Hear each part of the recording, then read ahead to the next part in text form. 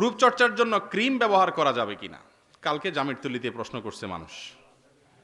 একজনে প্রশ্ন করছে যে ফেয়ারনেস ক্রিম, মানুষের রং পরিবর্তন করা যায় না, লা তাবদিলা লিখালকিল্লাহ, আল্লাহ বলছেন আল্লাহ সৃষ্টি পরিবর্তন করণ যায় না, এখন ফেয়ারনেস ক্রিম লাগাইলে তো রং পরিবর্তন হয়ে যেটা জায়েজ আছে না। আমি বললাম যে ভাই, এই ক্রিম জায়েজ না জায়েজ হওয়াটা নির্ভর করবে রং পরিবর্তন হয় কিনা এটার উপরে। ফেয়ারনেস ক্রিমের রং পরিবর্তন যদি হইতো তাহলে আফ্রিকান কোনো মানুষ আর কালো থাকতো না। এটা তো পুরো ডাহা মিথ্যা কথা। ফেয়ারনেস ক্রিমের রঙই তো পাল্টায় না, আপনি মাসালা জিগাবেন কি রং পাল্টানো জায়েজ আছে কিনা, এটা তো পরের কথা, রং পাল্টাই তো না, এটা তো পুরাই চিটারি বাটপারি। এটা মাখা আর আটার, আপনি জিগান যে আটার দোলা মাখা জায়েজ আছে না, এটার যে জবাব এটারও একই জবাব। কথা বুঝাতে পারছি? ফেয়ারনেস ক্রিম বা জাতীয় ক্রিম ব্যবহার করাতে কোনো অসুবিধা নাই, ত্বকের জন্য যদি ক্ষতিকর কিছু না হয় কোনো অসুবিধা নেই। জি।